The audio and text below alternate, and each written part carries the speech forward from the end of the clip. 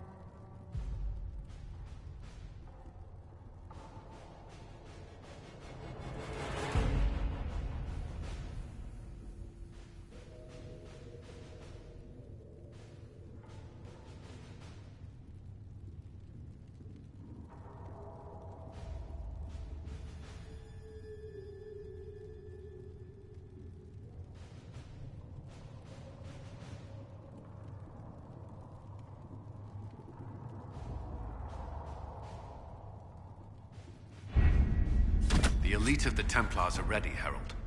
Be certain you are prepared for the assault on the breach. We cannot know how you will be affected.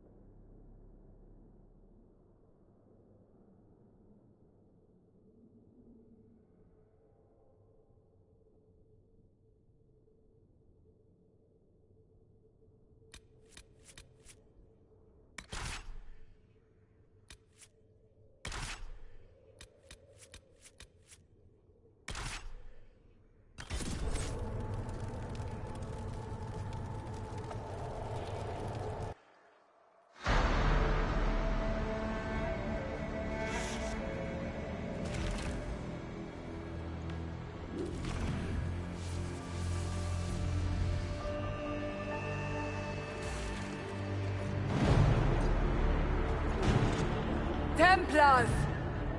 More from you!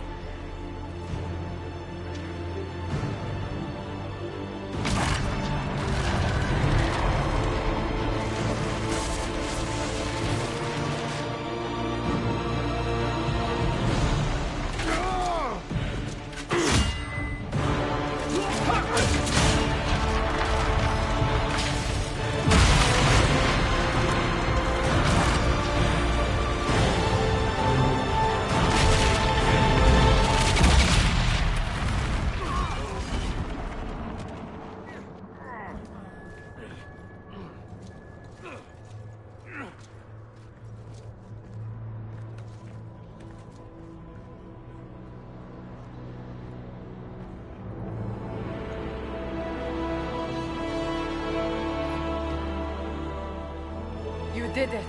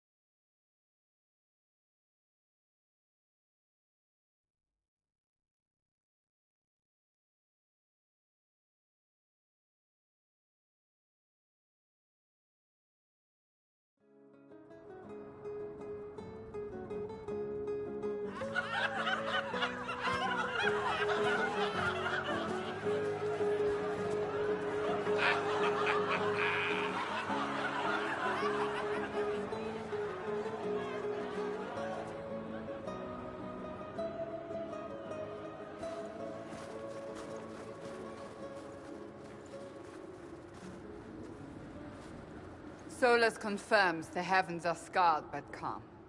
The breach is sealed. We've reports of lingering rifts, and many questions remain. But this was a victory. Word of your heroism has spread.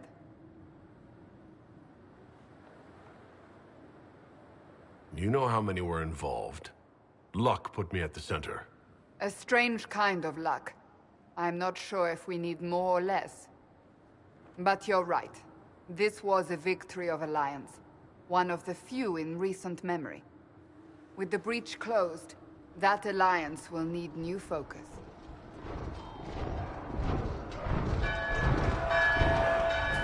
Forces approaching! To arms!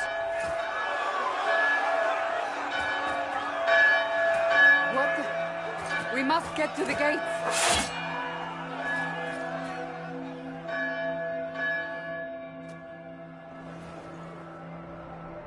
Perhaps assaulting the sky drew some attention.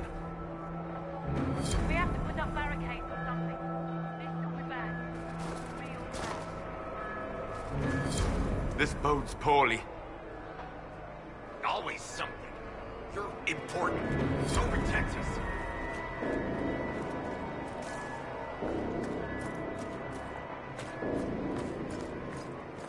Cullen? One watchguard reporting. It's a massive force, the bulk over the mountain. Under what banner? None. None?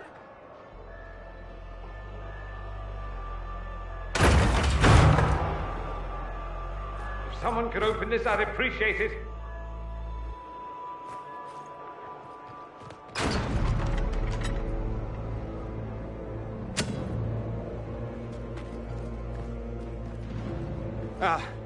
I'm here to warn you. Fashionably late, I'm afraid. Might exhausted. Don't mind me. There you are. I came to tell you what happened with the mages at Redcliffe. You're not going to like it. They are under the command of the Venatori, in service to something called the Elder One. The woman is Calpurnia. She commands the Venatori. To that, the Elder One.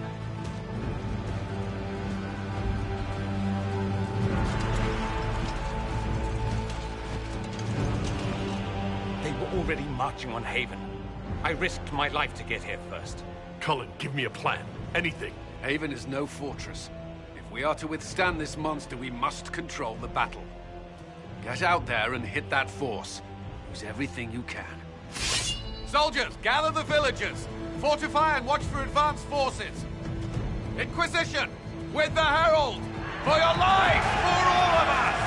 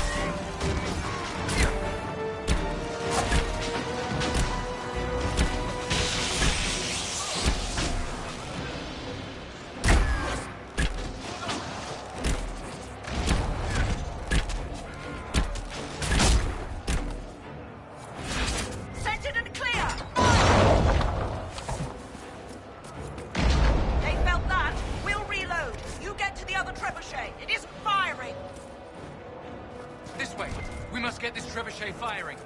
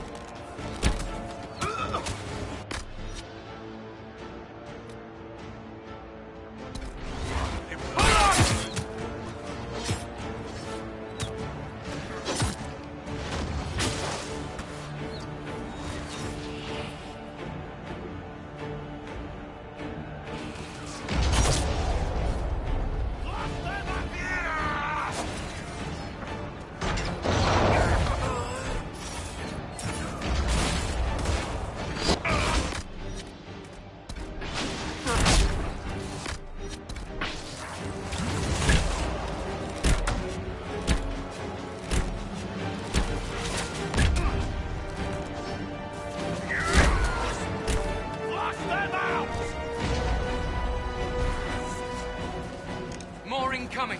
Keep them off the trebuchet.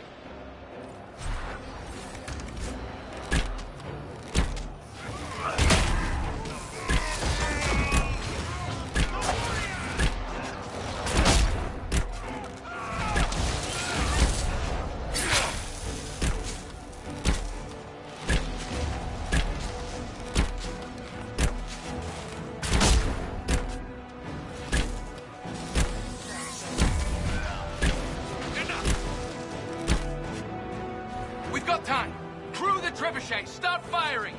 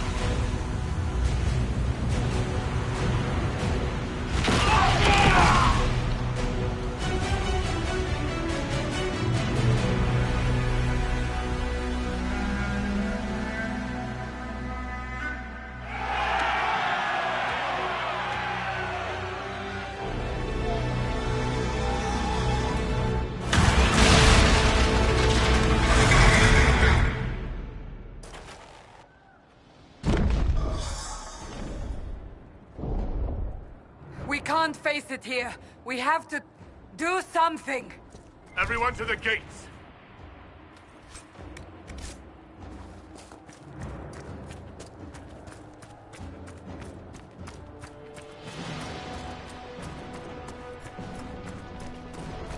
Lost its shoulder!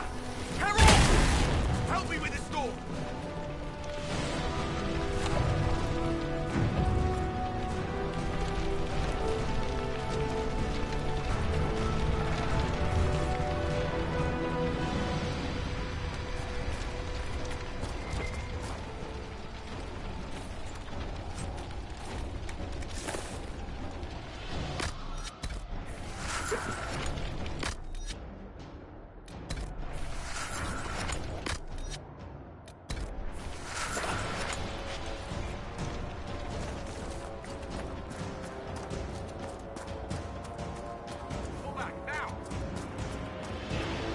Move it!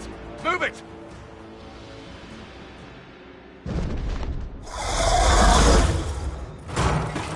We need everyone back to the Chantry. It's the only building that might hold against that beast. At this point, just make them work for it. The people of Haven will not survive on their own.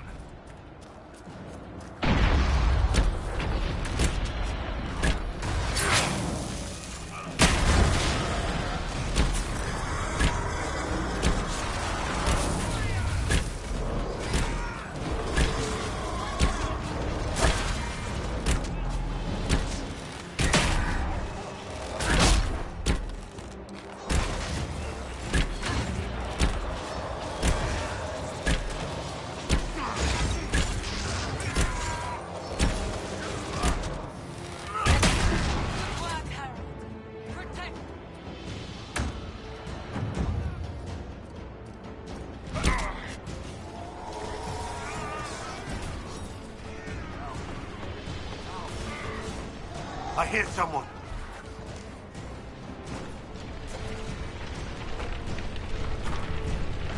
No.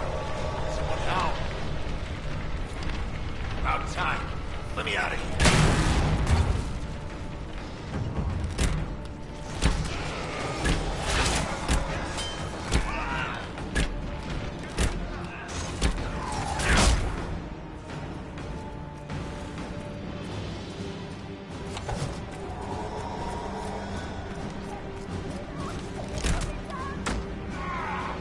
I hear a survivor.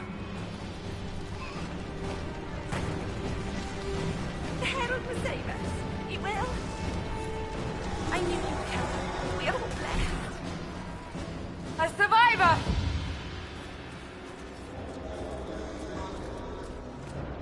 Can anyone hear me? Help! Our Lady is with you, Herald. Thank you. Herald! What's happening?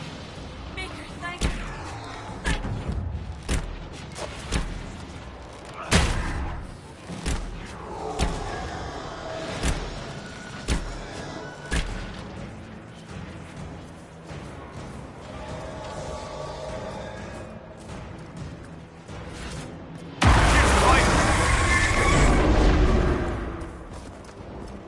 Back, you bastards!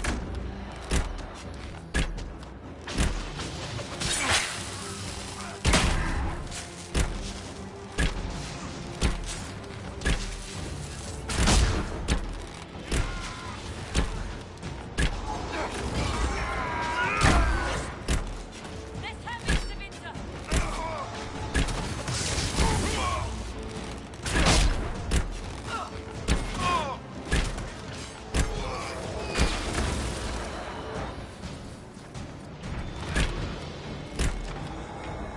Didn't expect this from you. Thanks. Let's...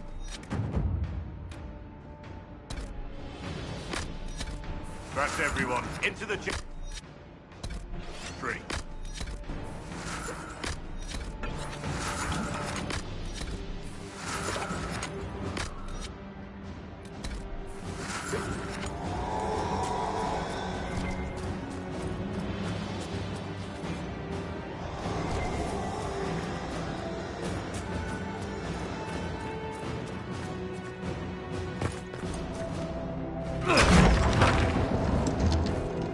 Move! Keep going! The chantry is your shelter!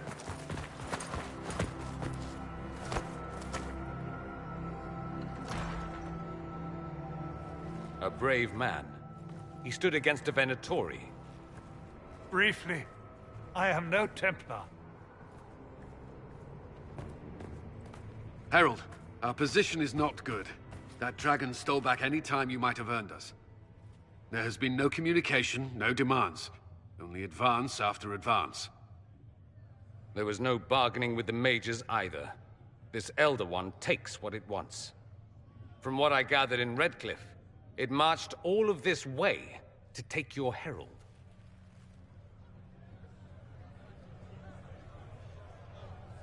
If you have any idea why he's after me, I'm all ears. Besides taking the Templars, I've no idea what would incur this much wrath. And such a promising start with the landslide. If only trebuchets remained an option. They are, if we turn the last of them to the mountains above us. We're overrun. To hit the enemy, we'd bury Haven. This is not survivable now. The only choice left is how spitefully we end this. Well, that's not acceptable. I didn't race here only to have you drop rocks on my head. Should we submit? Let him kill us? Dying is typically a last resort, not first. For a Templar, you think like a blood mage. There is a path. You wouldn't know it was there unless you'd made the summer pilgrimage, as I have. The people can escape. She must have shown me. Andraste must have shown me so I could tell you. What are you on about, Roderick? It was whim that I walked the path. I did not mean to start. It was overgrown. Now, with so many in the Conclave dead, to be the only one who remembers... I don't know, Herald. If this simple memory can save us, this could be more than mere accident. You could be more. What about it, Cullen? Will it work? Possibly. If he shows us the path. But what of your escape?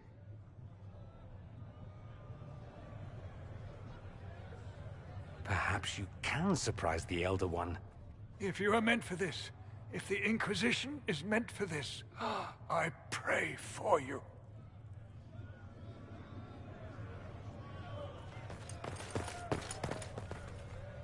They'll load the trebuchets. Keep the Elder One's attention until we're above the tree line. If we are to have a chance, if you are to have a chance, let that thing hear you.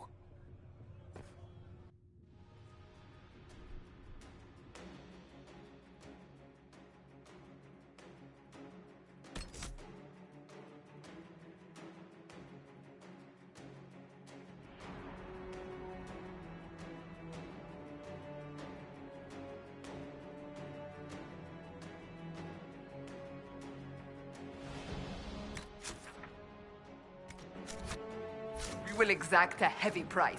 They will not take us easily.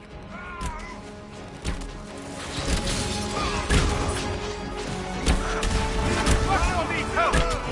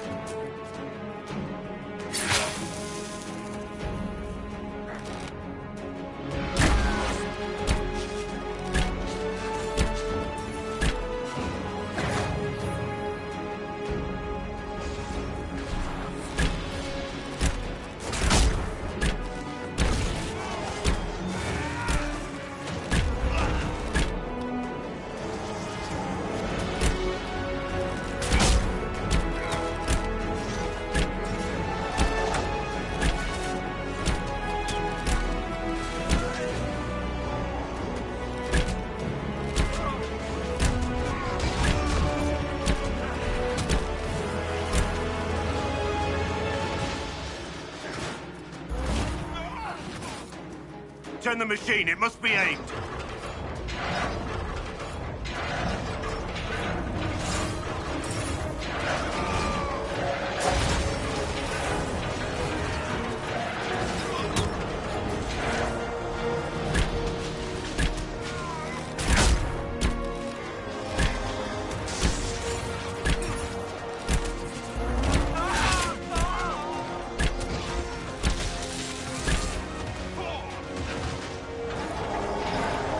Reinforcements.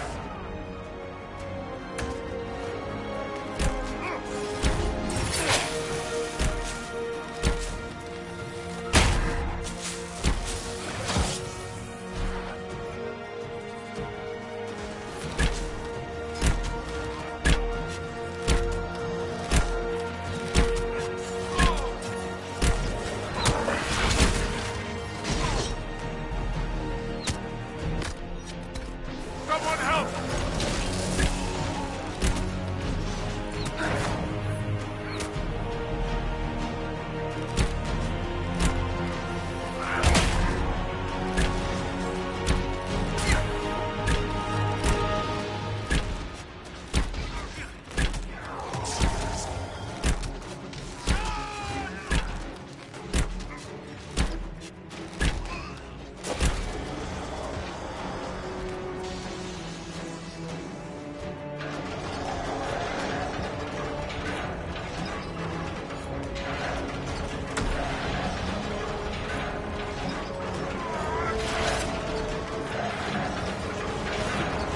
Be ready. More coming our way.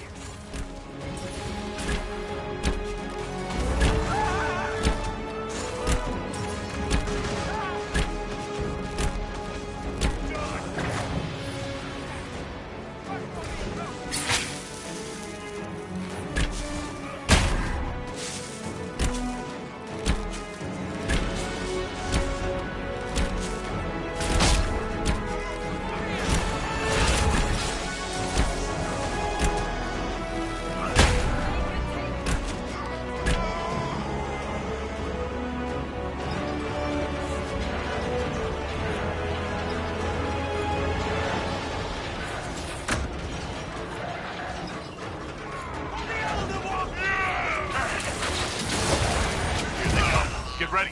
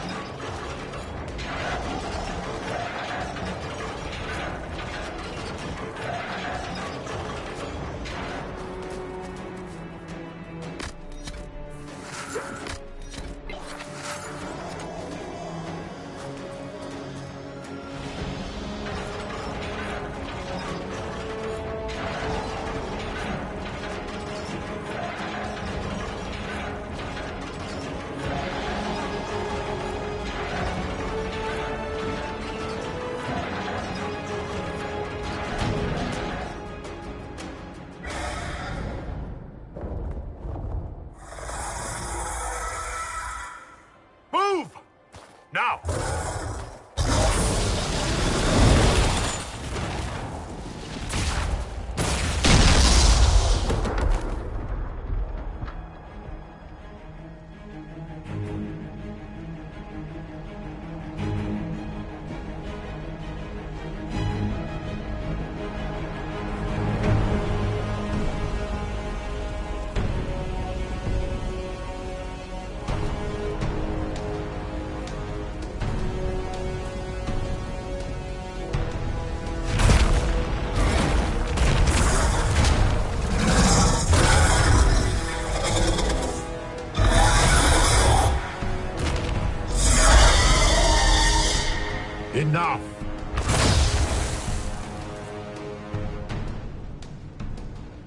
pretender.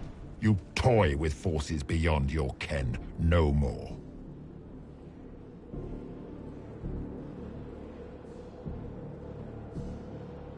What are you? Why are you doing this? Mortals beg for truth they cannot have. It is beyond what you are, what I was. Know me. Know what you have pretended to be. Exalt the Elder One. The will that is Corypheus. You will kneel.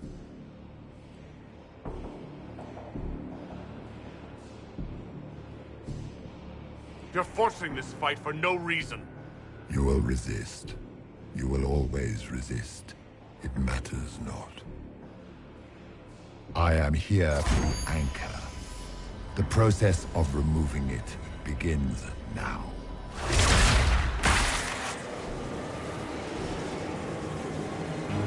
It is your fault, Geralt. You interrupted a ritual years in the planning, and instead of dying, you stole its purpose.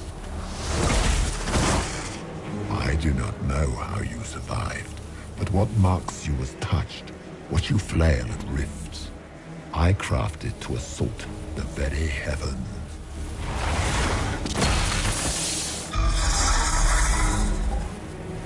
And you used the anchor to undo my work. The gore.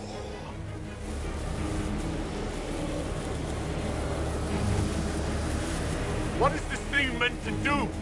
It is meant to bring certainty where there is none. For you, the certainty that I would always come for it. I once breached the Fade in the name of another to serve the old gods of the Empire in person. I found only chaos and corruption, dead whispers. For 1,000 years I was confused, no more. I have gathered the will to return under no name but my own, to champion withered Tevinter and correct this blighted world. Beg that I succeed, for I have seen the throne of the gods, and it was empty.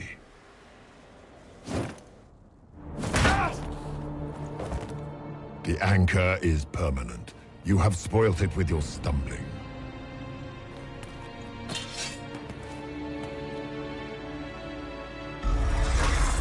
So be it. I will begin again. Find another way to give this world the nation and God it requires.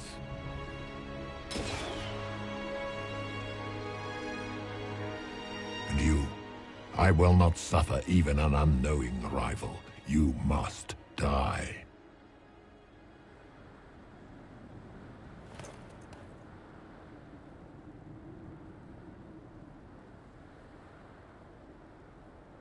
Your arrogance blinds you. Good to know. If I'm dying, it's not today.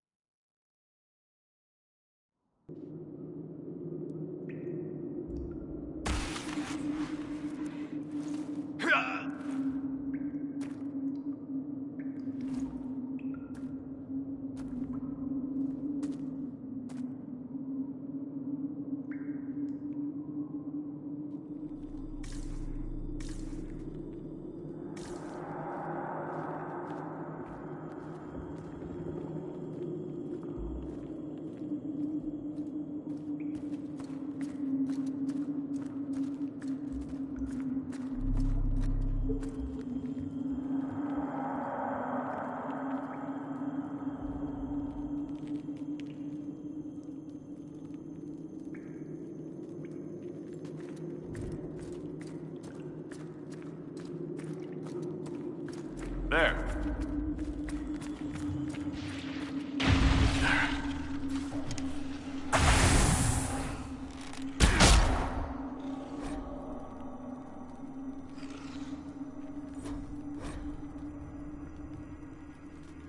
Goodbye!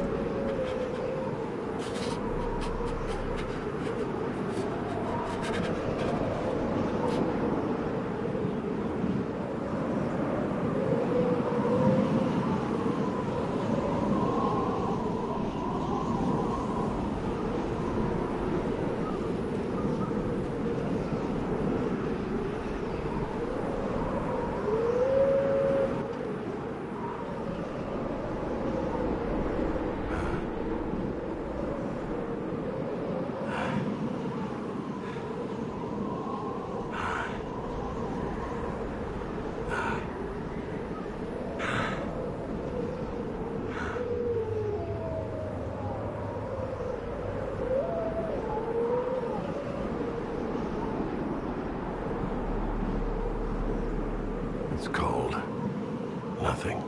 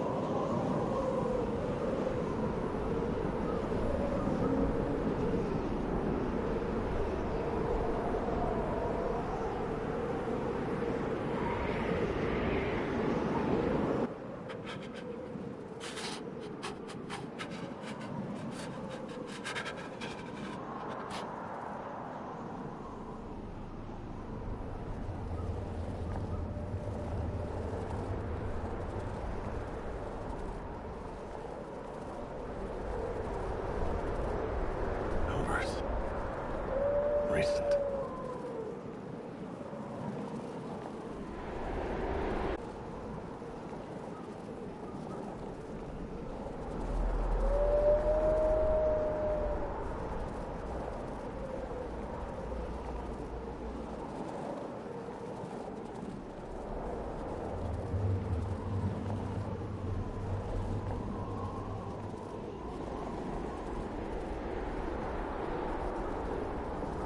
Thank the Maker!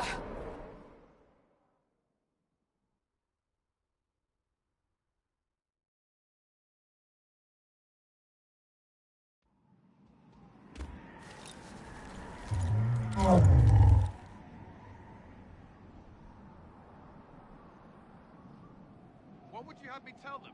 This isn't what we asked them to do. We cannot simply ignore this. We must find a way. And who put you in charge? We need a consensus or we have nothing. Please, we must use reason. Without the infrastructure of the Inquisition, we're hobbled. I can't come from nowhere. She didn't say it could. Enough! This is getting us nowhere. Well, we're agreed on that much. Shh. You need rest. They've been at it for hours. They have that luxury thanks to you. The enemy could not follow, and with time to doubt, we turn to blame. Infighting may threaten as much as this Corypheus. Do we know where Corypheus and his forces are? We are not sure where we are, which may be why, despite the numbers he still commands, there is no sign of him. That, or you are believed dead. Or without Haven, we are thought helpless. Or he girds for another attack. I cannot claim to know the mind of that creature, only his effect on us.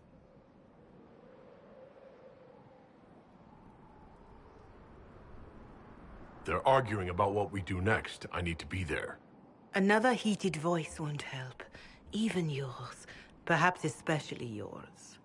Our leaders struggle because of what we survivors witnessed.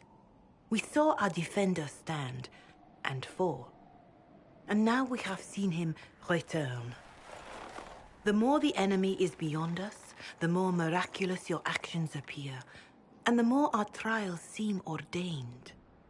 That is hard to accept, no? What we have been called to endure, what we perhaps must come to believe.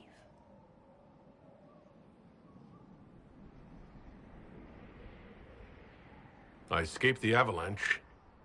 Barely, perhaps, but I didn't die.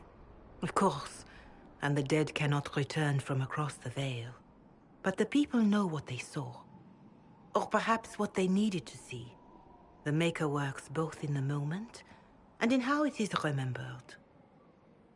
Can we truly know the heavens are not with us? You saw Corypheus. What do you think of his claims of assaulting the heavens? Scripture says magisters, Tevinter servants of false-souled gods, entered the Fade to reach the Golden City, seat of the Maker. For their crime, they were cast out as Darkspawn. Their hubris is why we suffer blight, and why the Maker turned from us. If such is the claim of this Corypheus, he is a monster beyond imagining. All mankind continues to suffer for that sin. If even a shred of it is true, all the more reason Andraste would choose someone to rise against him.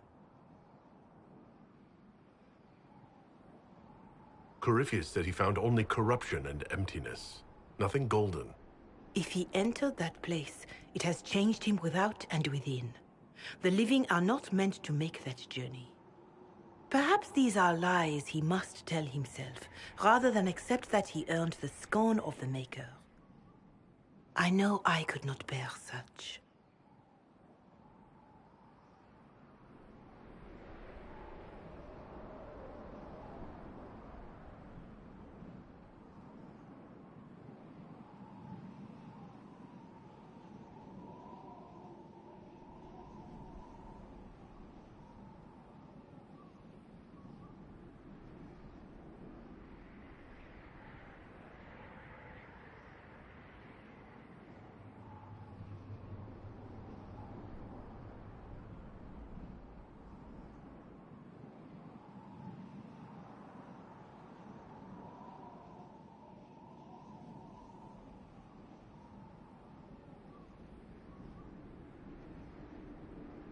I know in my heart that I was meant for this, but that didn't help at Haven.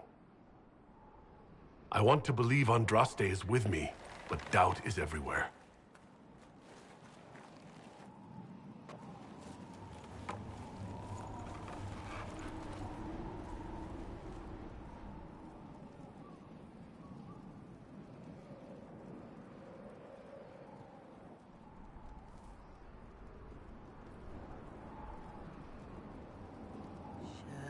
Shadows fall and hope has fled.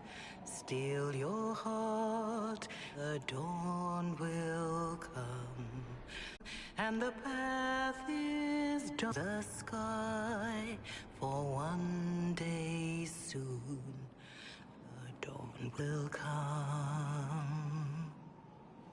The shepherd's lost, and his home is far. Keep to the stars, the dawn will come. The night is long, and the path is dark. Look to the sky, for one day soon, the dawn will come. There your blade and raise it high. Stand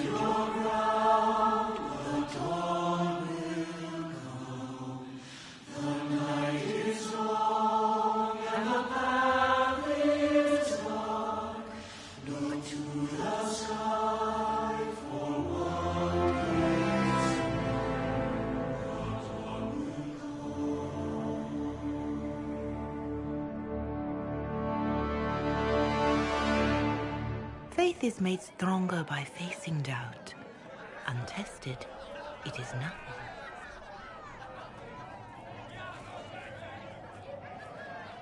A word.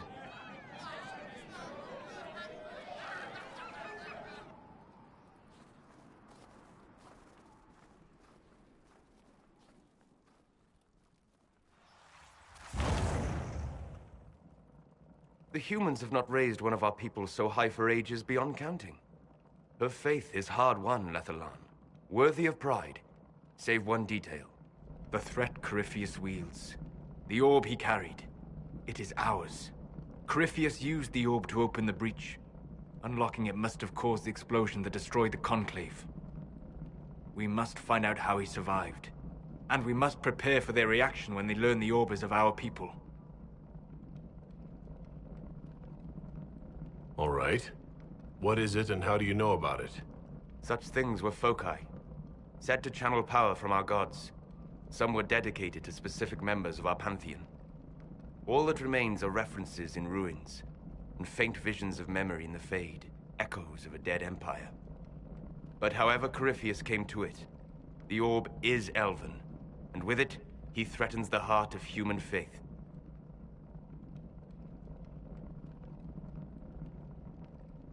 Even if we defeat Corypheus, eventually they'll find a way to blame elves. I suspect you are correct. It is unfortunate, but we must be above suspicion to be seen as valued allies. Faith in you is shaping this moment, but needs room to grow.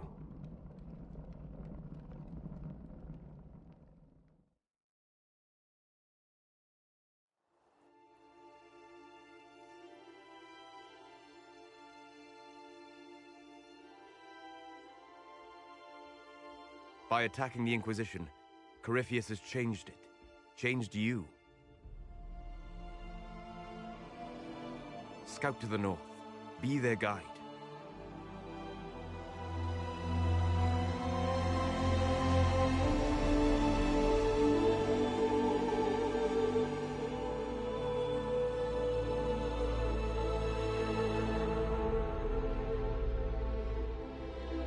There is a place that waits for a force to hold it. There is a place where the Inquisition can build, grow.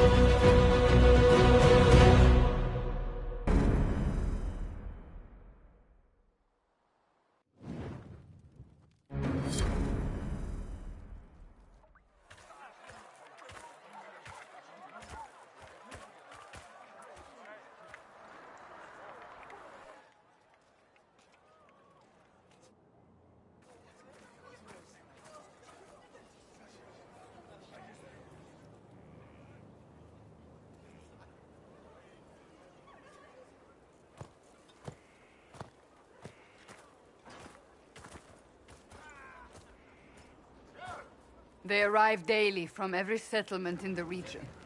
Skyhold is becoming a pilgrimage.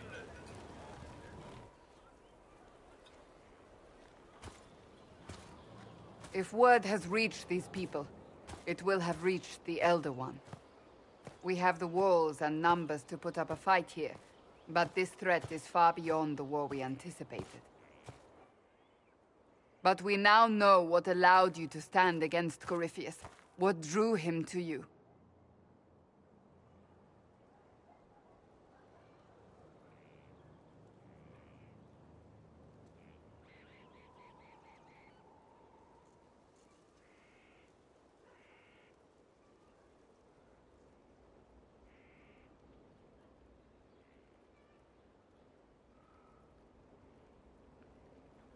He came for this, and now it's useless to him.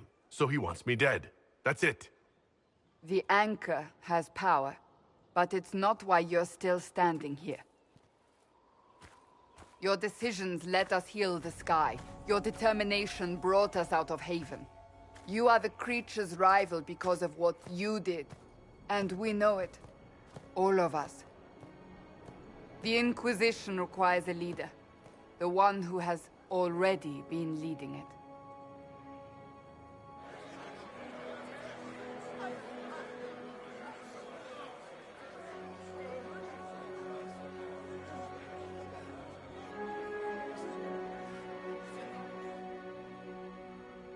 You.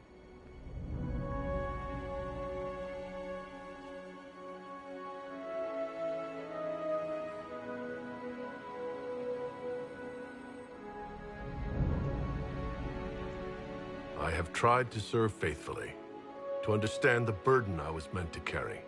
That is always a struggle. You're not sure about this? There's no faith without doubt. Yet I believe this is the only path before us. There would be no Inquisition without you. How it will serve, how you lead, that must be yours to decide.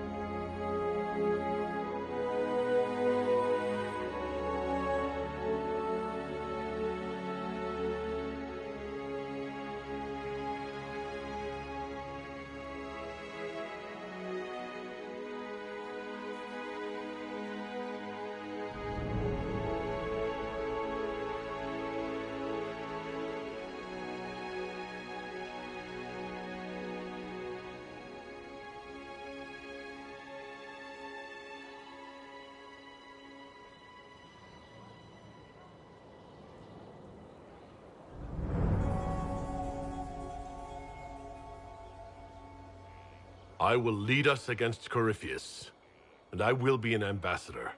I'm an elf standing for Thedas. The Inquisition is for all. Wherever you lead us. Have our people been told?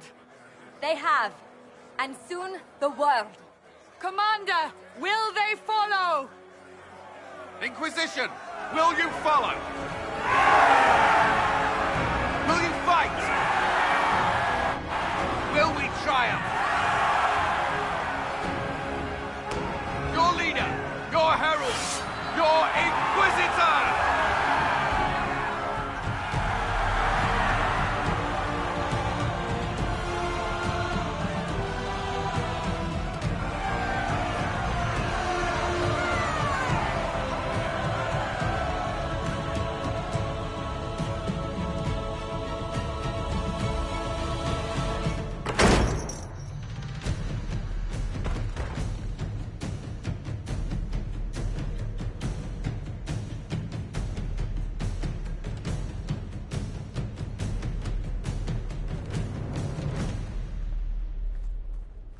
So this is where it begins. It began in the courtyard. This is where we turned that promise into action. But what do we do? We know nothing about this Corypheus except that he wanted your mark.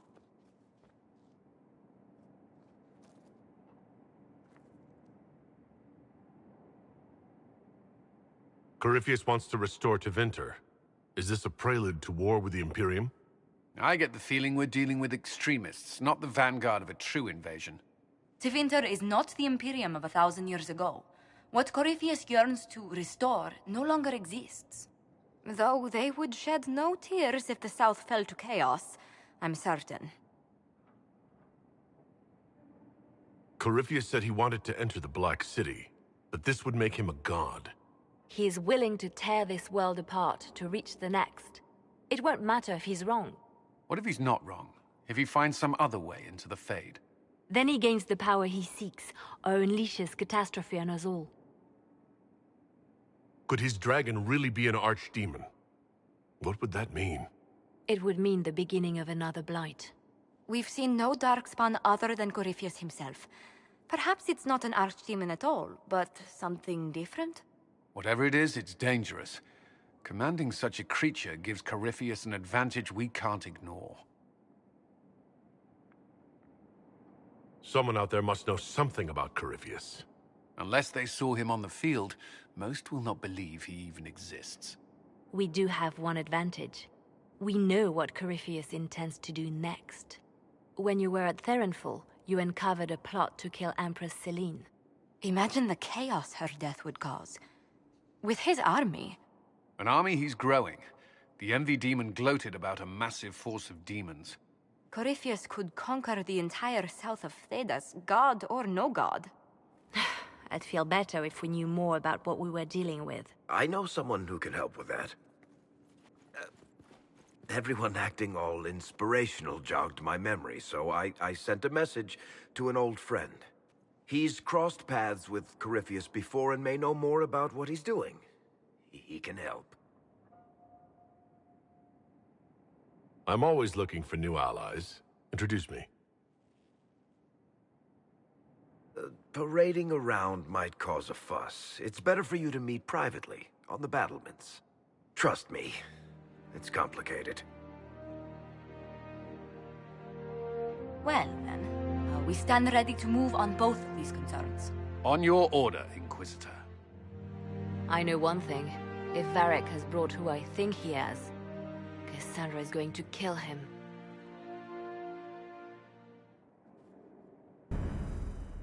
This is the Inquisition. A dusty old ruin filled with Bardiel soldiers.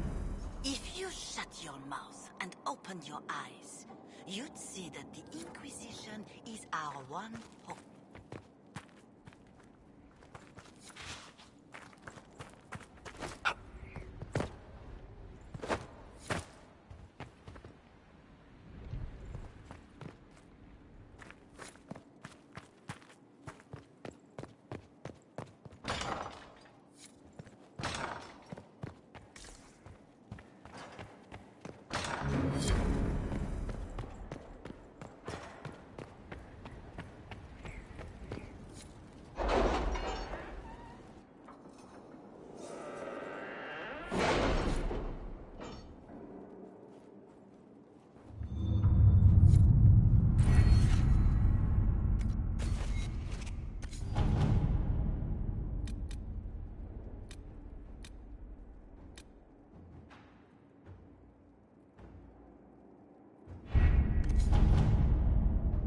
Can you arrange what we discussed earlier, Ambassador?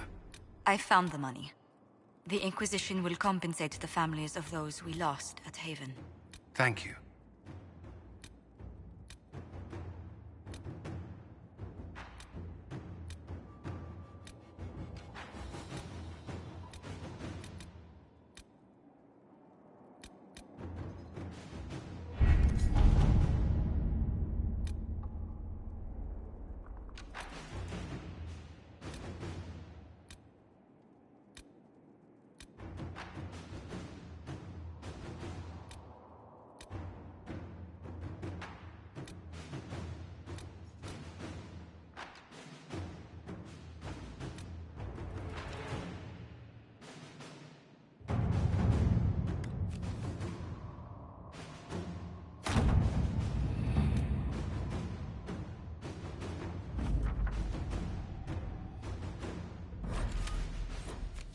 How are the rescue efforts?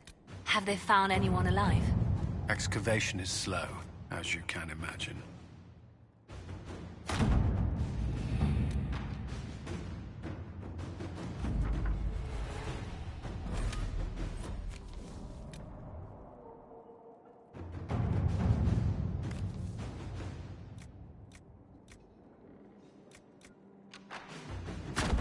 At your service.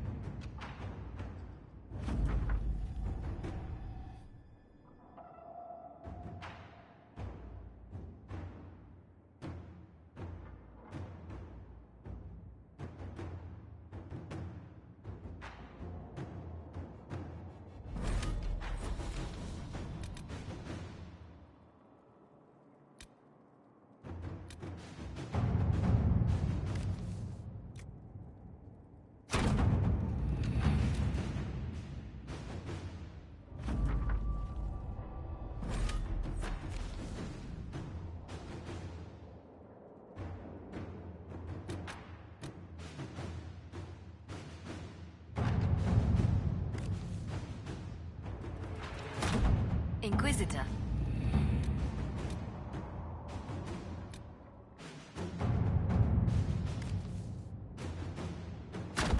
Inquisitor.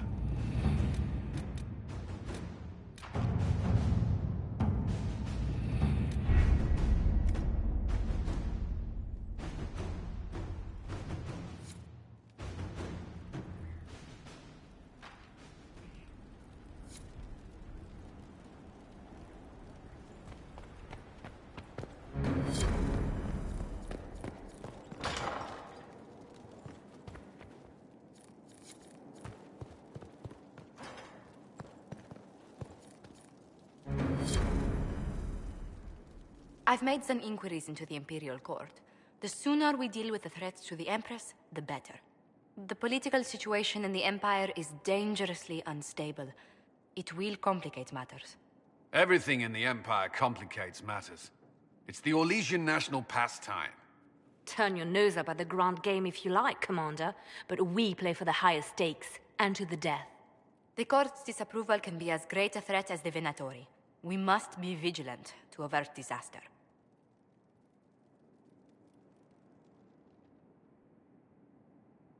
Don't worry, Josephine. We'll protect the Empress no matter what. I pray you're right. If the hints from Therinfor are to be believed, we are all in terrible danger. Orlais holds Tevinter at bay. All of Thedas could be lost if the Empire falls to Corypheus. Celine is holding peace talks under the auspices of a grand masquerade. Every power in Orlais will be there. It's the perfect place for an assassin to hide.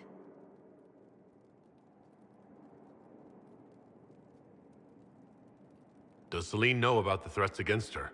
Can we send word? I've sent messages to the Empress, but it's impossible to know if she's received them. We don't have enough sway with the court to arrange an invitation. Perhaps a few more alliances. Or soldiers. We need a greater presence in Orlais. And soon.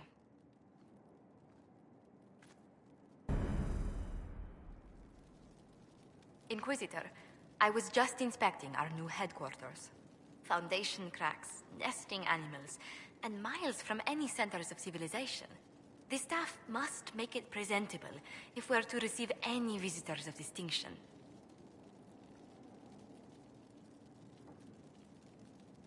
It certainly wouldn't do for the Inquisition to appear overly shabby.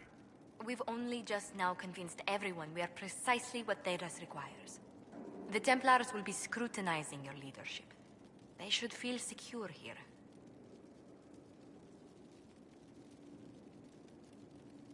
Do you not feel safe here? I've had difficulty forgetting Corypheus' attack on Haven. Do you know who first leapt to arms? Our workers. They were so proud of our cause. Corypheus simply cut them down. So much screaming after that first blast of fire. So many people turned to ash.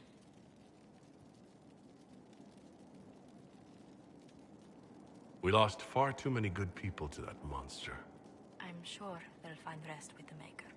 Well, before I return to my duties, allow me to congratulate you on your appointment as Inquisitor, my lord. I will now bring diplomatic issues to your attention, and I'm more than happy to help with any situations that arise. I'm loath to part from such pleasant company. Would you care to walk the castle with me? Oh, well, a tour then? Let me fetch the steward. That isn't precisely what I was hoping for. Well, do let me know if you change your mind.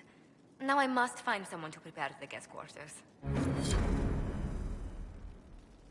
Inquisitor, is it true? Is the mark on your hand magic cast by Corypheus? Corypheus claimed it's a spell gone wrong. I wanted to think it was a blessing. A sign the Maker was returning to his creation. How credulous of me.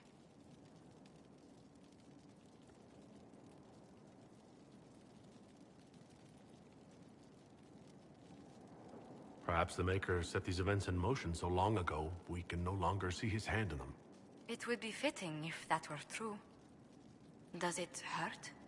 The anchor, that is.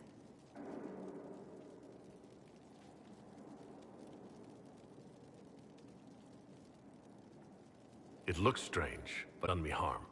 If it did come from Corypheus, that's a small mercy.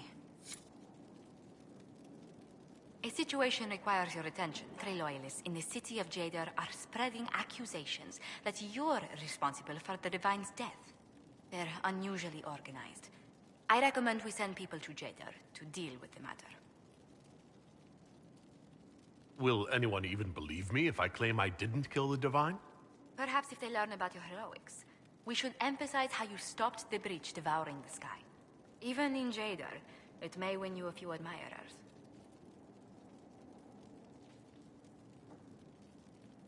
What does the nobility gain by saying I murdered Justinia? A scapegoat to begin with, but I wonder if the Grand Clerics are at work. Those immediately eligible to be divine died at the Conclave. The ones remaining were not as favored. They may look upon you as a rival for influence.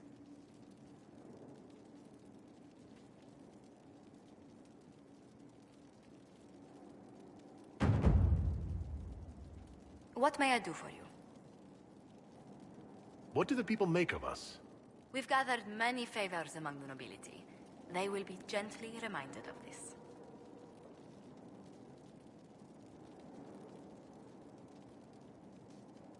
Let's speak later. Another time.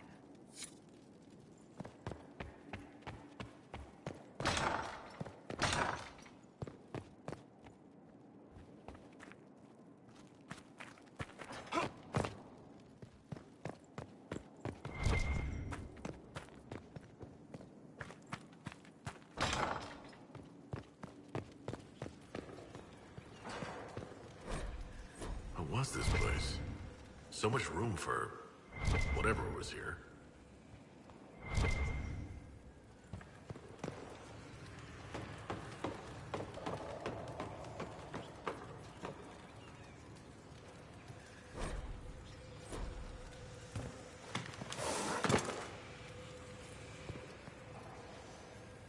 How can I help?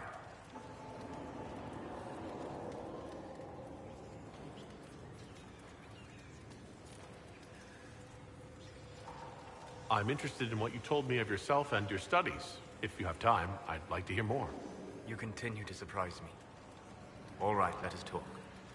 Preferably somewhere more interesting than this.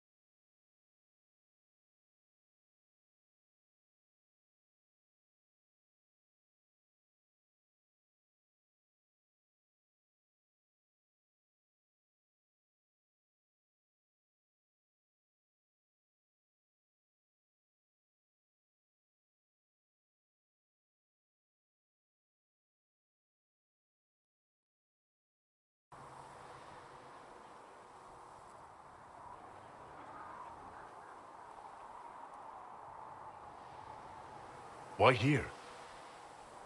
Haven is familiar. It will always be important to you. We talked about that already.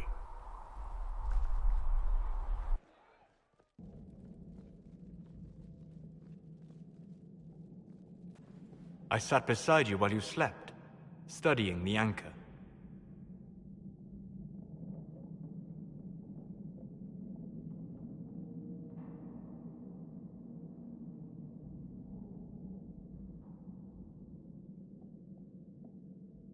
How long can it take to look at a mark on my hand? A magical mark of unknown origin? Tied to a unique breach in the veil? Longer than you might think. I ran every test I could imagine. Searched the Fade, yet found nothing. Cassandra suspected duplicity. She threatened to have me executed as an apostate if I didn't produce results.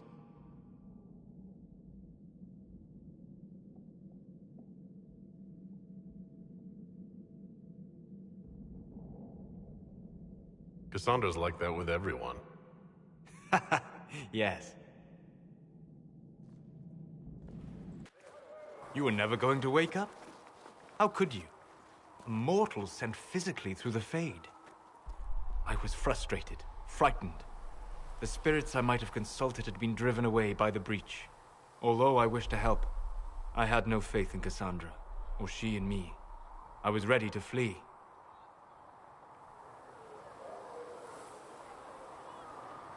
The breach threatened the whole world. Where did you plan to go? Someplace far away, where I might research a way to repair the breach before its effects reached me. I never said it was a good plan. I told myself, one more attempt to seal the rifts. I tried and failed. No ordinary magic would affect them. I watched the rifts expand and grow, resigned myself to flee, and then...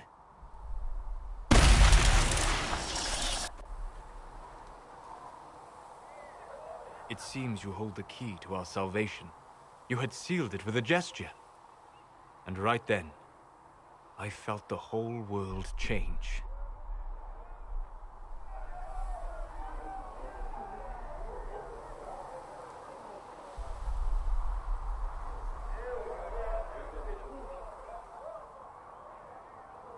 For all our sakes, I'm pleased that you stuck around.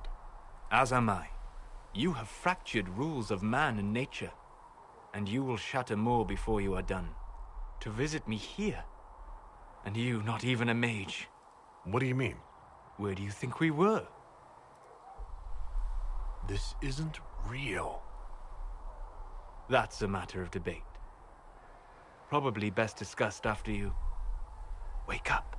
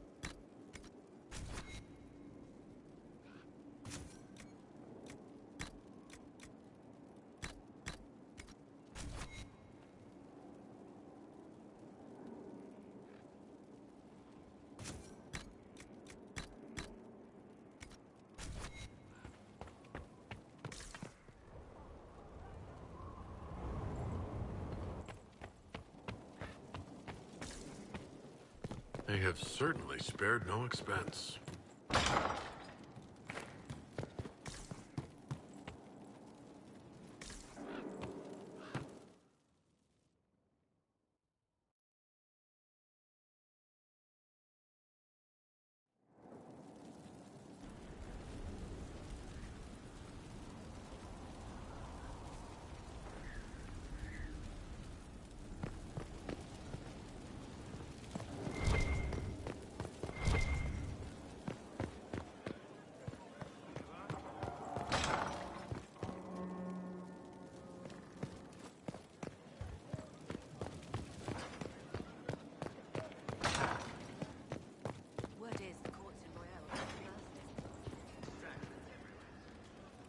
Sleep well?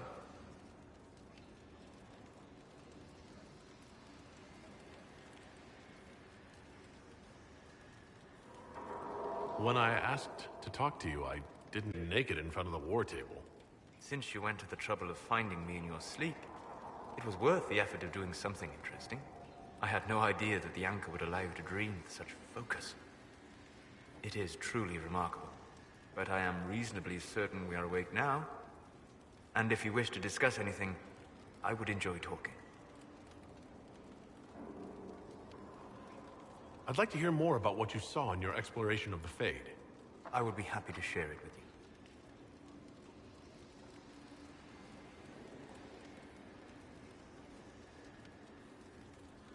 Tell me about the old ruins you explored. I found the ruin of Barandur, a lost Tevinter city buried deep beneath a dead and barren wasteland. Volcanic ash had sealed it tight. In one dark moment, every living creature in the city seared and smothered. They were statues in the ashes, like a mold made to recall the lost. Tell me about a spirit you encountered. I met a friendly spirit who observed the dreams of village girls as love first blossomed in their adolescence. With subtlety, she steered them all to village boys with gentle hearts, who would return their love with gentle kindness. The matchmaker, so I called her. That small village never knew its luck. Tell me about the old memories you found in the Fade. I saw a savage human horde go marching toward the battlefront. They sang a soldier's hymn to keep formation. The primal music shook the ground. These savage, unwashed warriors carried harmonies no chantry choir has mastered, though their cause was all but hopeless. They sang songs that made the spirits weep. We'll talk later. Goodbye.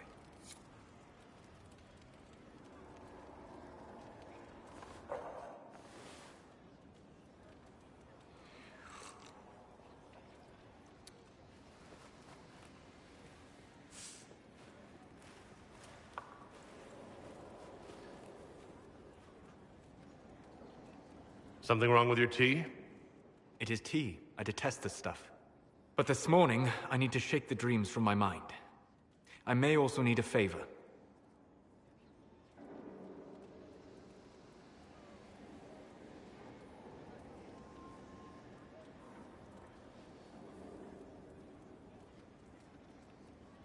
You just have to ask. One of my oldest friends has been captured by mages, forced into slavery. I heard the cry for help as I slept.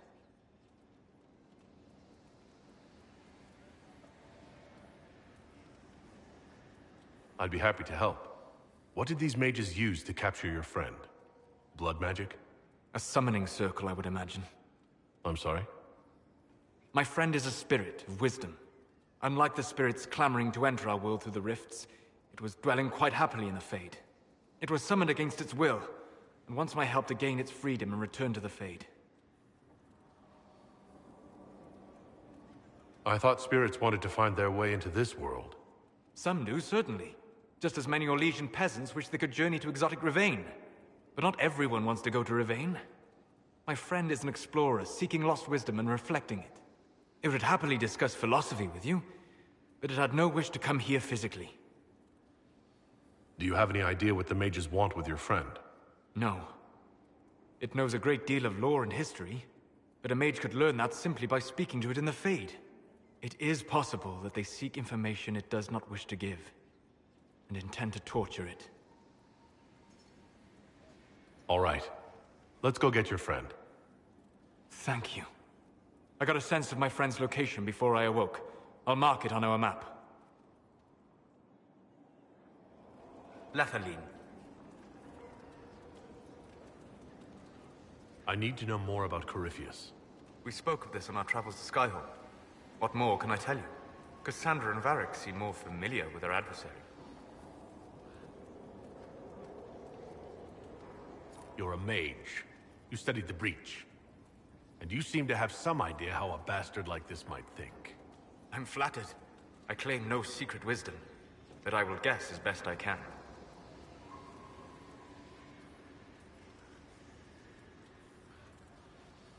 I would like to know more about the orb he carries. As I said, that must be the means by which he created the Breach. I suspect the blast that destroyed the Conclave was more accident than anything. The result of unlocking power that had sought release for ages. What I cannot understand is how he managed to survive such an explosion.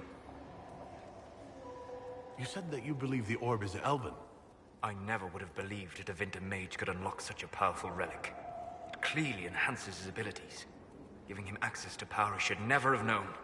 Like the power to control the Archdemon. Indirectly, one assumes.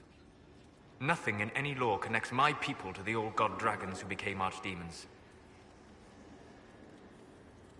What do you think Corypheus will do next? You shamed him when you destroyed Haven. Spoiled his glorious victory. It would be worse to acknowledge that you had done so. He must continue on his course or show weakness. He will return to his clans to throw Olay into chaos, and then conquer it for Devinter. You're sure that's what he'll do? As certain as is possible. Assuming I can plausibly predict a man who seeks to rise to godhood. And can you? The key is understanding this. No real god need prove himself. Anyone who tries is mad or lying. His deception will undo him, as it has done countless fools before. What can you tell me about the source of Corypheus's power? According to the law, the ancient Magistars of Devinter received guidance from the old gods. Corypheus commands a false archdemon, a corrupted old god. This suggests he no longer sees himself as their minion. Some of his unique power comes from the corruption of the Blight. The rest may come from the orb he carries. I'd like to hear more about what you saw in your exploration of the Fade. I would be happy to share it with you. Tell me about the old ruins you explored. I found an ancient dwarven thaig no longer sheltered by the stone. An earthquake had exposed it all to daylight. 1,000 dwarven corpses lay, the victims of a dark-spawn horde. Their last stand marked by one great ring of armor. In the middle, one small body, clutching tightly to a small stuffed toy. Tell me about a spirit you encountered. The Alamari crossed the Frostback Mountains to escape a beast they called the Shadow Goddess in their story. I met the spirit that they fled. She walks the Fade along the southern tundra, weeping lonely and forgotten. Great Ferelden informed, because a lonely spirit drove her prey away. Tell me about the old memories you found in the Fade. I saw a dwarf emerge into the light of day and shield his eyes against the sun. The first time he had seen it, the tears were streaming from his eyes. I thought them from the blazing light, until I saw the rock he held so tightly. Then he laid the rock down gently, and he left it as he walked away. We'll talk later. Goodbye.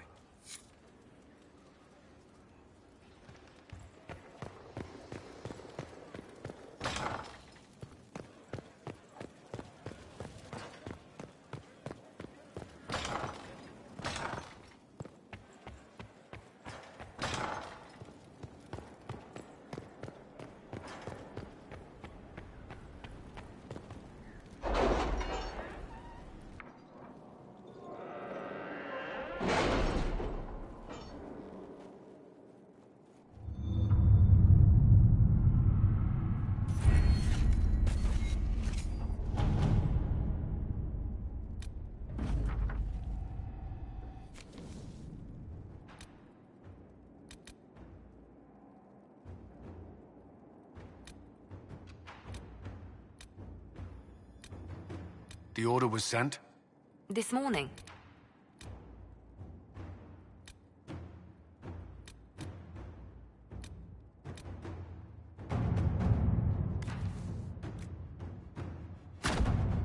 service.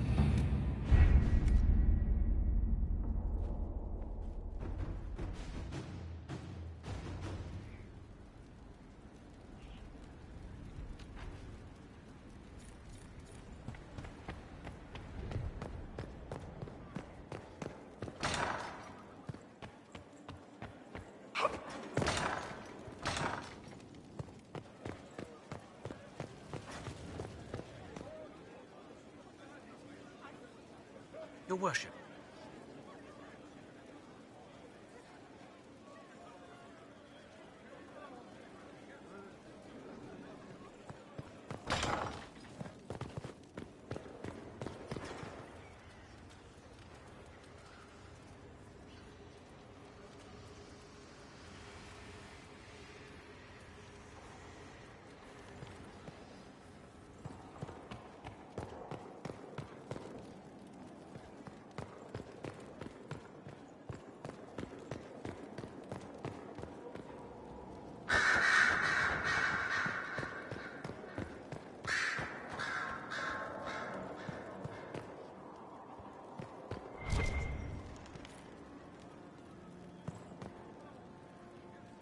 Greetings to you, Inquisitor. I am to serve as assistant to any research concerns. You'll find my skills are exceptional. I hope they prove useful. You're taking over the duties of Meneve? Yes. She said she was needed elsewhere and that I should serve the Inquisition to the best of my ability. What is she doing? I wasn't told. How can you serve the Inquisition? I am to aid in the research of all creatures encountered in your efforts as leader of the Inquisition. What makes you particularly qualified? I remember being fond of animals. I don't remember why. You were made tranquil? Yes, I am tranquil. It was necessary due to a willful nature that made wielding magic a dangerous endeavor.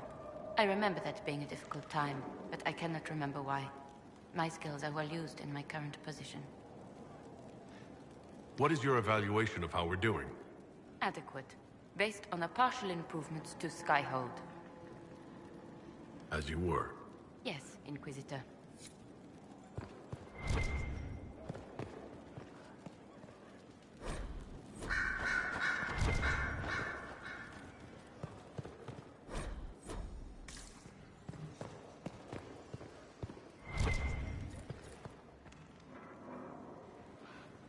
Brilliant, isn't it?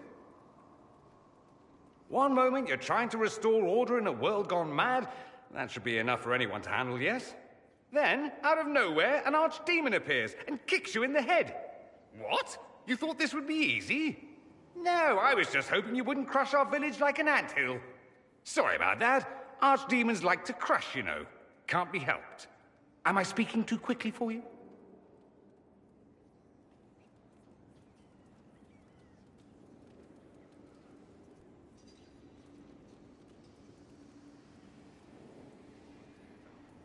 You don't need to worry about me. I can keep up. Yes, I noticed that. Did you now? Certainly. If you were a slack-jawed yokel, you'd already be dead. I always assumed the Elder One behind the Venatori was a Magister. But this is something else completely. In Tevinter, they say the Chantry's tales of Magisters starting the Blight are just that. Tales. But here we are. One of those very Magisters. A dark spawn.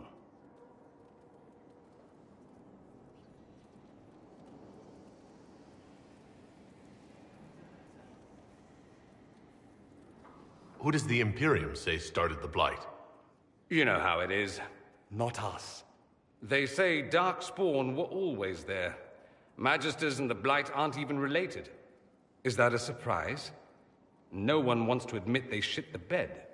But if Corypheus is one of the Magisters who entered the Black City and he's Darkspawn, what other explanation is there?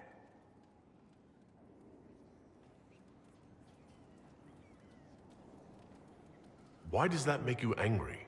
Because the Imperium is my home. I knew what I was taught couldn't be the whole truth, but I assumed there had to be a kernel of it. Somewhere. But no. It was us all along. We destroyed the world. You didn't do anything. Those men did. 1,000 years ago. True. Except that one of them is up and walking around right now. Not to mention I have idiot countrymen who would happily follow him down that path again. I have no intention of letting Corypheus win. Not without someone from Tevinter standing against him. It would have been nice if you'd helped stop Alexius. But that's not how things went. So be it. If it's all the same to you, I'd like to stay and help the Inquisition. You'd really fight your own countrymen? Southerners like to think of the Imperium as nothing but slavers and cultists. Why not? That's all you see. But it's not true. Some Tevinters are not only handsome and well-dressed, but rather put off by all that rot. So, I'll happily kill cultists or anyone who thinks a Darkspawn god is the way of the future. What if this is a ruse? The Venatori could have captured you, sent you here. Rather elaborate, considering they'd need to have assumed you'd escape Haven. But I am the ideal spy. Charming, clever, perfect teeth and hair. It all fits.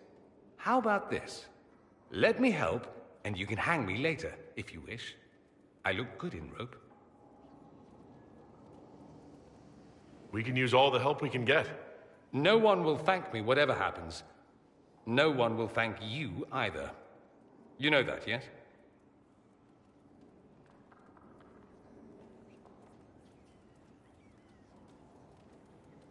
That's not why I'm doing this. I knew there was something clever about you. All I know is this. Corypheus needs to be stopped. Men like him ruined my homeland. I won't stand by and let him ruin the world.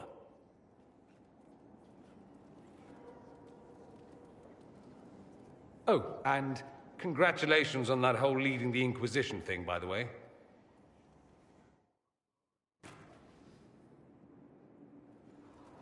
Roderick, that Chantry fellow who led us through the mountain from Haven. You know he died, I assume. Got us as far as the camp, and then that was it.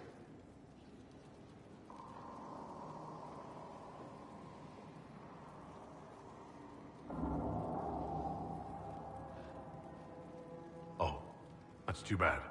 I helped him walk. He talked about you quite a bit. He just needed to be sure you were Andraste's chosen. He was terrified of what it meant, if it were true. But in the end, he believed. He asked me to tell you he was sorry. It seems he was a good man after all. Sometimes you discover things where you least expect. Anyway, we can talk about something else if you'd rather. It occurs to me that I barely know anything about you. Beyond my being a mage from Tevinter, you mean? Beyond that, yes. And beyond my being so charming and well-dressed, which is obvious to anyone.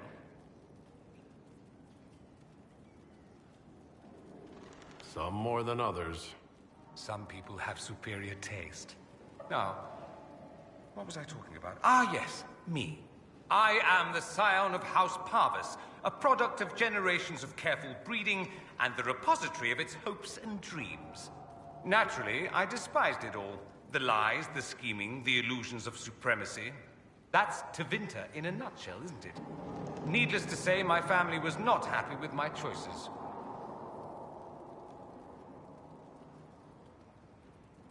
What did you mean by generations of careful breeding? The great families of Tevinter don't have children. They refine traits, weed out the undesirable, and promote the rest.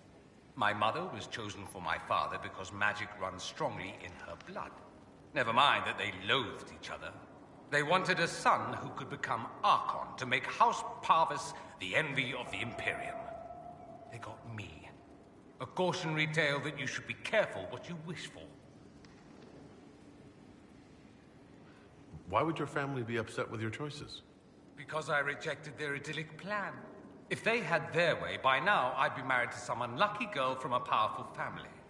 We'd live in luxurious despair, despising each other as I waited to take my father's place in the magisterium. I declined the honor, and thus it's best I'm far from home. Less of an embarrassment that way, you see. Why remain with the Inquisition? Why not go back to Tevinter? I'm not exactly welcome back home. Not that it matters, I'm quite accustomed to being a pariah. It adds to my charm. I can do more for Tevinter here. If the Venatori succeed, it'll set my homeland back 1,000 years. I'm sure some Magisters would disagree, but that's why we kill them. I'm getting the impression you don't care much for your homeland. On the contrary, I care for my homeland a great deal. There's so much potential. Sadly, we squander it. We refuse to acknowledge how far we've fallen because pretending is easier. We pretend the Qunari can be beaten. We pretend that we're superior to everyone, even our own people. Not everyone feels that way. I don't. Sadly, we're the minority. It just seems so much of what you say about the Imperium is entirely negative. It might sound that way. For all our faults, my people have many virtues. We are laden with history and culture. Tevinter is where Thedas truly began, remember? We treasure our past and preserve it. You can walk down a side street and find nothing built during the modern ages. And despite appearances, we care. Deeply. About everything. We have no reserve, not in war and not in love. If I truly believed my homeland was beyond all hope, I wouldn't miss it so much. I think I've heard enough. That's too bad. I never tire of talking about myself. I'd like to ask you about Tevinter. Ah, yes. Everyone outside the Imperium always seems quite fascinated by it. Probably why they come up with so many ridiculous tales. Flying cows over Minrathous. That's madness. All right, that one's actually true, but the cows didn't have wings. I digress. Anything in particular you wanted to know? Just how often is blood magic used there? Oh, not at all. Not at all. That's what any Magister would tell you. They'd be convincingly offended by the notion, too. Of course, what people call blood magic here, and what we consider blood magic, are two different things. What's considered actual blood magic in Tevinter? Blood magic isn't inherently dangerous. Using your own blood or that of a willing participant, what's the harm? The problem is that what's permitted only gets you so much power. And what if you need more? You always need more. That's where we get into sacrifices and demon summoning. None of that is done. Not officially. Behind closed doors, it's a different story. Real blood magic can give you an edge, a leg up against your opponents. It's safe to assume that any mage of rank does it. The rest are quietly shut out of power, to put it bluntly. You'd think the Templars would object. I imagine they did, long ago. Once, their investigations might have been sincere. Then their balls were cut off. Too inconvenient. Nowadays, only the friendless are accused. And most of them probably innocent. There must be some mages who oppose this. Of course. I do. And I'm not entirely alone. Occasionally, there'll be a Magister who makes noise. And then the reform talk begins. All very patriotic. Meanwhile, that Magister will be quietly shunned. Chances are, surprise, it's learned he was a Maleficar all along. Most learn to keep quiet. Me? I enjoy the allure of pariahhood. Anyone who talks about the Imperium mentions slavery. It's the center of the slave trade. Ah. That is true. And did you have slaves? Not personally, but my family does and treats them well. Honestly, I never thought much about it until I came south. Back home, it's how it is. Slaves are everywhere. You don't question it. I'm not even certain many slaves do. You think slaves like it that way? Don't be ridiculous. I didn't say they like it. It's all most of them know. In the south, you have alienages, slums, both human and elven. The desperate have no way out. Back home, a poor man can sell himself. As a slave, he could have a position of respect, comfort, and could even support a family. Some slaves are treated poorly, it's true. But do you honestly think inescapable poverty is better?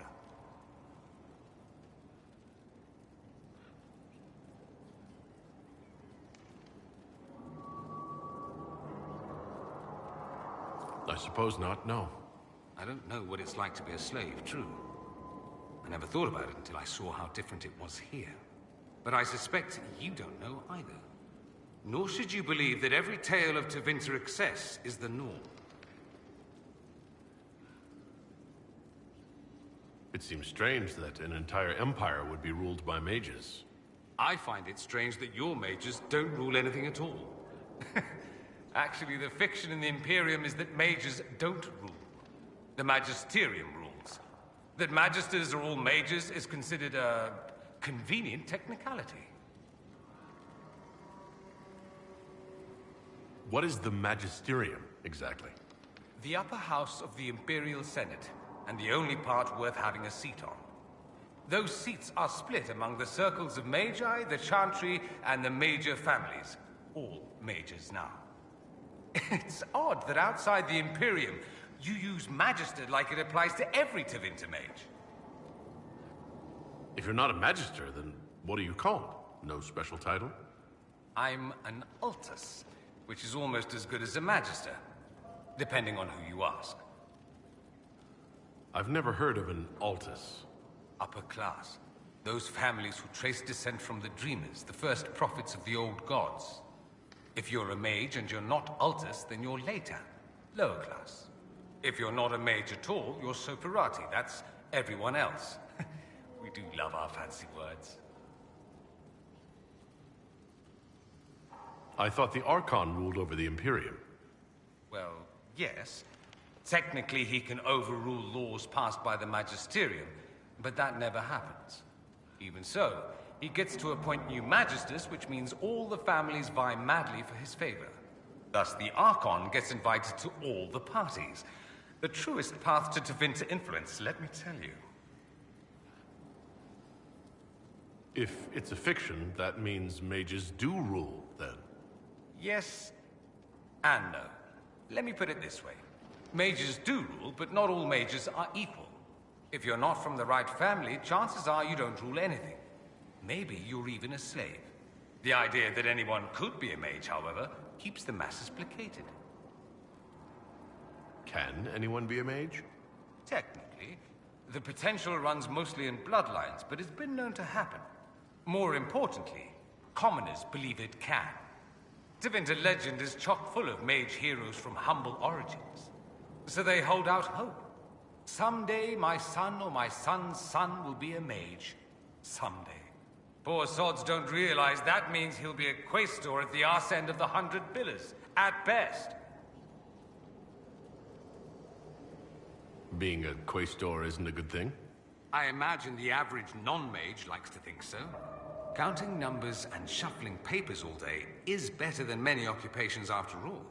If you're a second-class citizen among a pack of piranha, however, your outlook changes. But let me ask you something else. Of course. There's an Imperial Chantry, isn't there? With its own divine? You people aren't supposed to talk about the Black Divine, are you? If you mention him outside the Imperium, people make that face, like you're urinating in public. But yes, we do have the Chantry, or a version of it. Night and day comparing it to yours. Is the Imperial Chantry so different from ours? Not in theory. The main difference is in the whole magic is meant to serve man, not rule over him business. Back home, ruling the unwashed masses is serving them, for the good of the Imperium. Perhaps it started with good intentions, but these days it's academic. The circles are in command. There are circles of magi in the Imperium? We don't have dismal little mage prisons, if that's what you mean. They're academies, prestigious ones. We have Templars as well, but they don't cancel spells or whatever your Templars do. They're soldiers. They watch for abuse of magic, yes, but only those who are weak or who fall out of favor get dealt with. Mostly they enforce the Magisterium's edicts. The Chantry smiles and nods from the sidelines. Do you really call him the Black Divine? We don't call him that, oh no.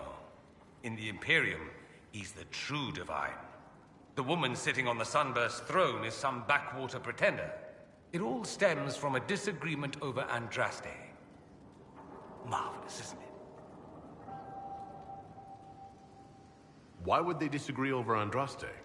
It's not my field of expertise, but the Imperium believes Andraste was a mortal woman, a mage. Down south, they say, no, she's the bride of the Maker, ascended to his side, divine provenance, a blah blah blah. We feel better believing Andraste was one of us. Makes executing her less damning, you see. So we elected a man as divine, the South declared war, and we've been feuding cousins ever since. So the Imperial Divine is always a man? All the better to distinguish him from that other one, yes. Don't think there aren't a number of female magisters who bristle at that. Why can't they be divine after all? Same reason you never see a man on the Sunburst throne. Because that's how it's always been done. Excellent reasoning. Do you consider yourself Andrastian? Ah. The big question. It might surprise you that I do consider myself Andrastian. I simply do not believe in the Chantry. It is a relic, whether back home or here in the South. Something from a bygone age desperately clinging to relevance. It's not an opinion that makes me popular.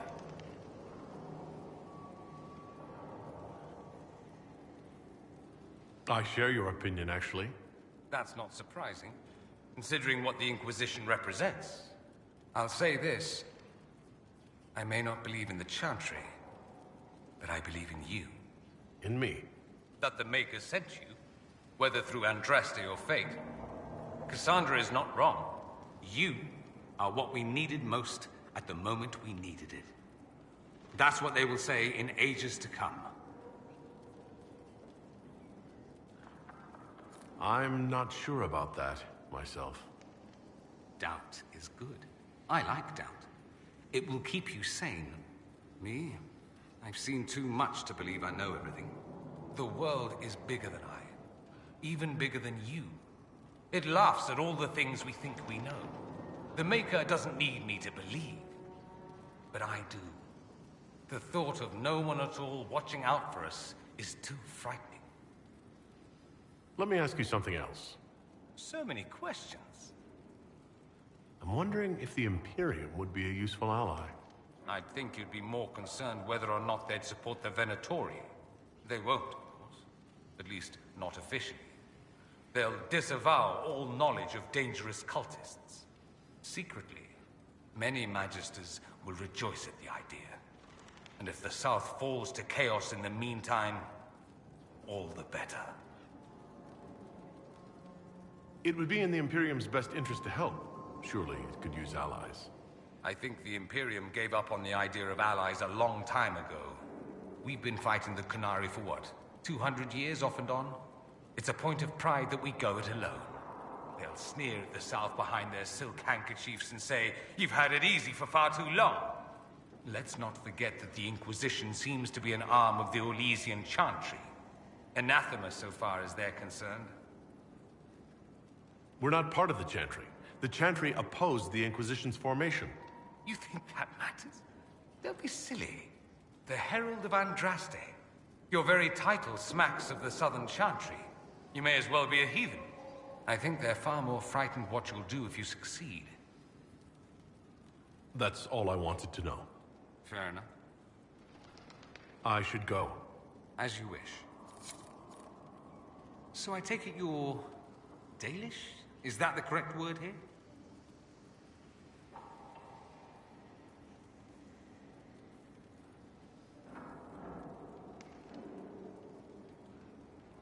Yes, that's right. We don't have Dalish clans coming northward, for obvious reasons. So I've never met one of your people before, although I've heard about them. A little. I hope this won't be an issue between us. I am here to help you deal with the Venatori, after all. And I appreciate your help, Dorian. Excellent. Mutual appreciation is a grand way to begin. I should go. As you wish. Here we are again. I should go. Try not to kill anyone without me.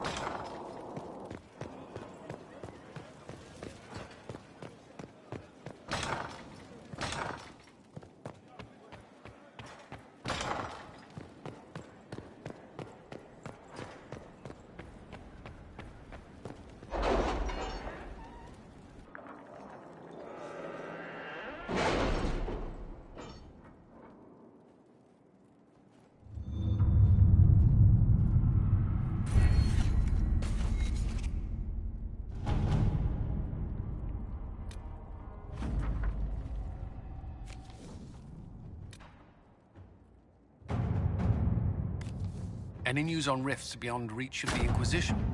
Yes. And it is not good.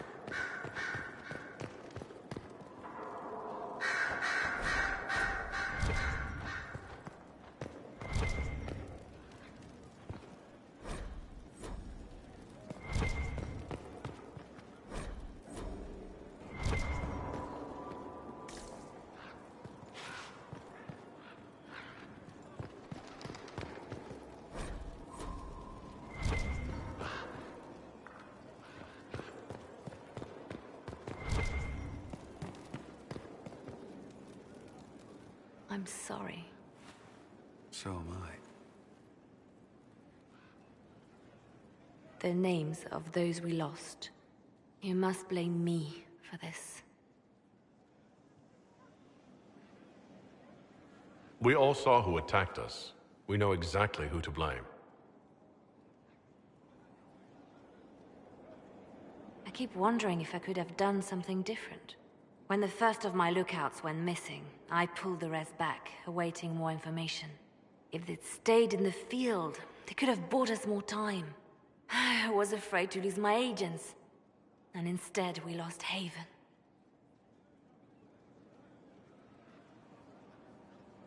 You look out for your people. That's a good thing. Is it? My people know their duty. They know the risks. They understand that the Inquisition may call upon them to give their lives.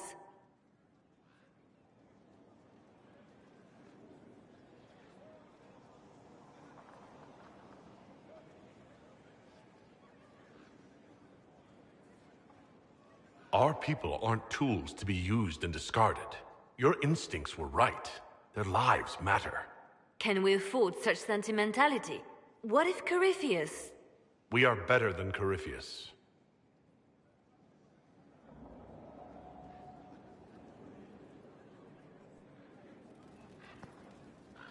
Our agents have encountered more followers of Corypheus, these so-called Venatori. Their leader, Calpurnia, has them searching elven ruins. For what, I do not know. I propose we stop the Venatori before they find what they seek. Do you know anything about Calpurnia?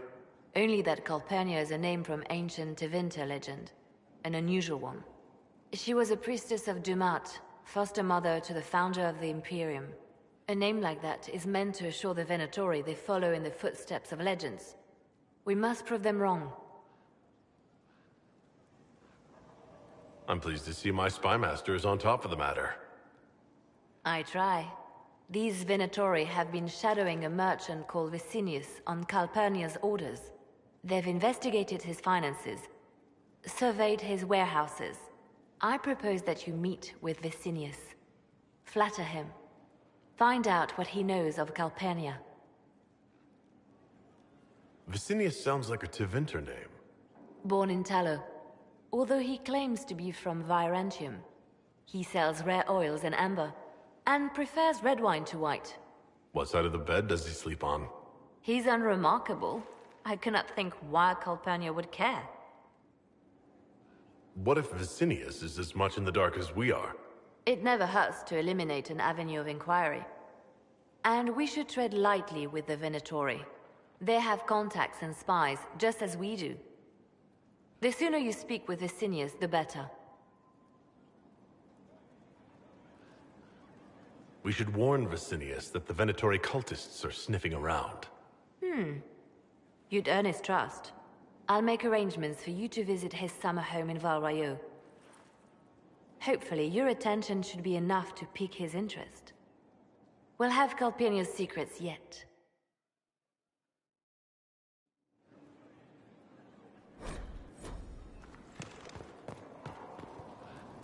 The Templars will be an asset to this Inquisition.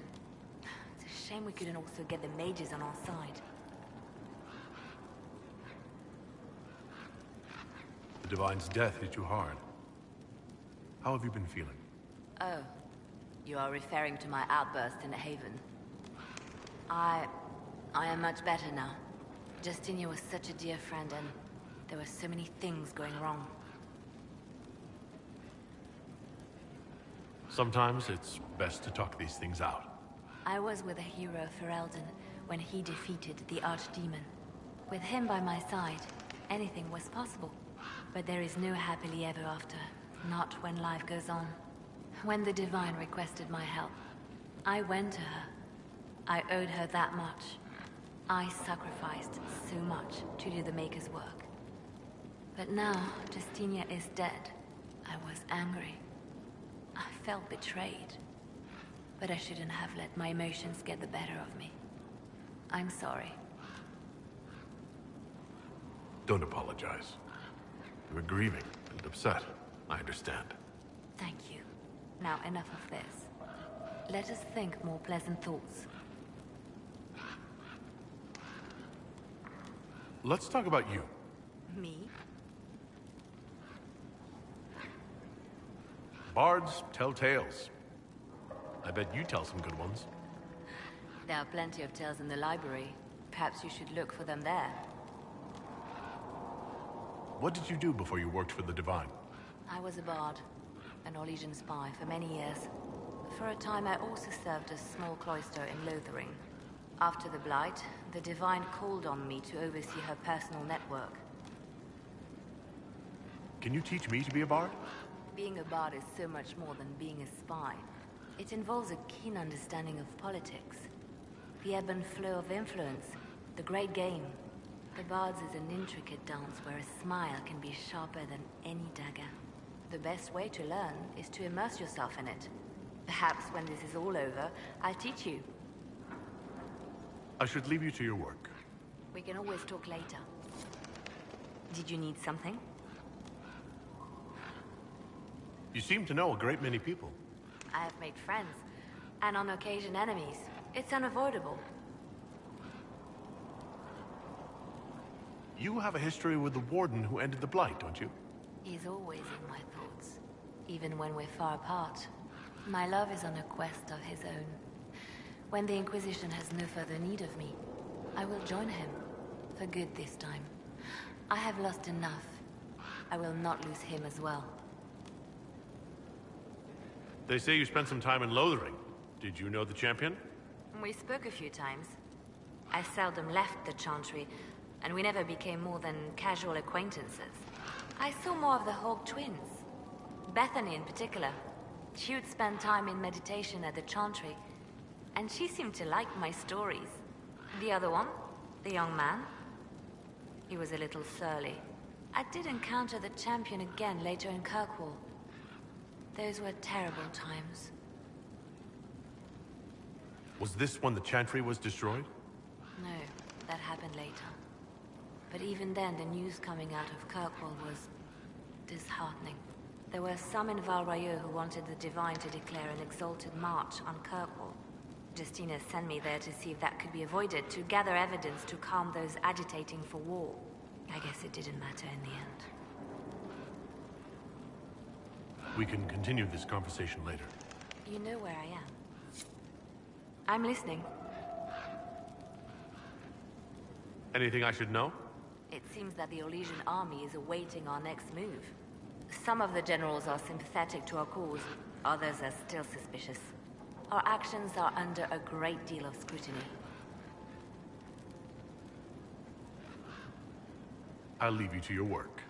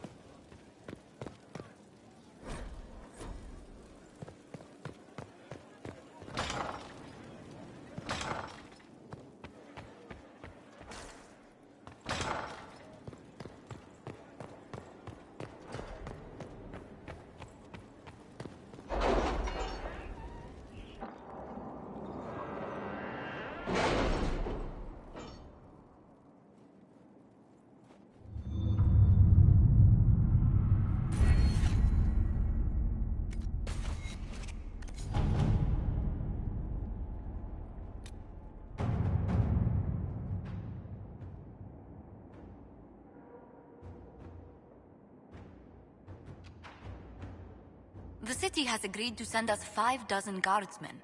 Not raw recruits. With luck, they'll know which end to grip a sword by.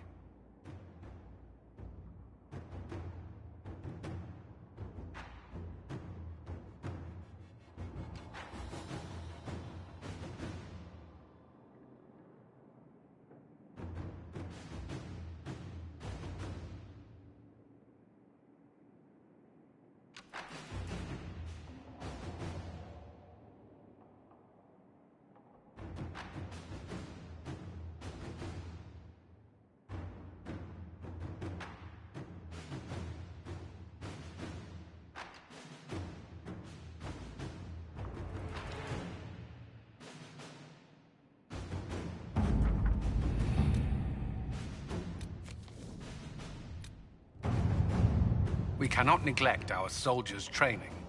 Can we neglect roads? Our allies cannot take the same route through the mountains we did.